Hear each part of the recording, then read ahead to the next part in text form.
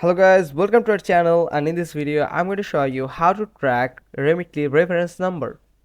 First you have to log into your Remitly account, then you have to create a transaction from here. You can send money from here and to any country you want. Then go to transfer history, and from here you will find in the all transfers, in the all transfer tab you will find the delivered or in progress transactions. But in progress transaction you will find all the transactions that are in pending or in processing, all in one place.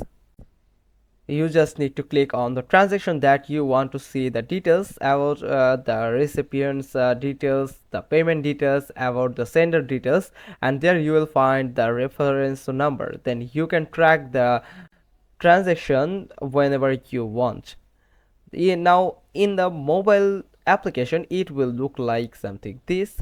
As you can see in this transaction, in this recipient, your recipient's detail, your amount that you are sending, and the reference number here, and the expected delivery time, and in progress in our roadmap here. Here is the progress that you can see in roadmaps. Then you can track the transaction according to time and date. You can see here. That's how you can track your reference number easily from your Remitly application or website. Hope you found this video helpful. If so, then give us a thumbs up. Don't forget to subscribe our channel, click on the bell icon, and we will get back to you soon with another informative video. Thanks for watching. Till next time.